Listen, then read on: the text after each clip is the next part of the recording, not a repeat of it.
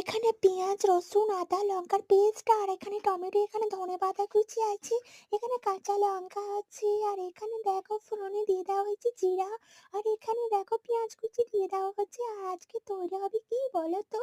ধনেপাতা দিয়ে পাতলা মাছের ঝোল। শীতকালে কিন্তু খেতে হেভি লাগে, তাই না?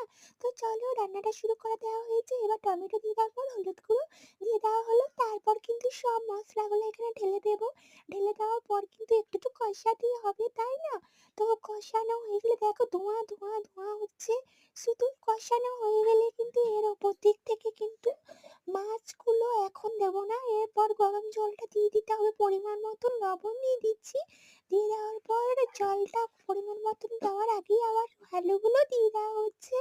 তো আলুগুলো দেওয়ার পর এবার গরম জলটা দেওয়ার পরই কিন্তু ধনেপাতা কুচিগুলো দিয়ে দেওয়া হয়েছে, আর মাছগুলোও কিন্তু দিয়ে দেওয়া হয়েছে। এবার এক ফুট করলেই নামিয়ে নিয়ে গেছি মাছের পাতলা ঝোল। কে কে খাবে চলে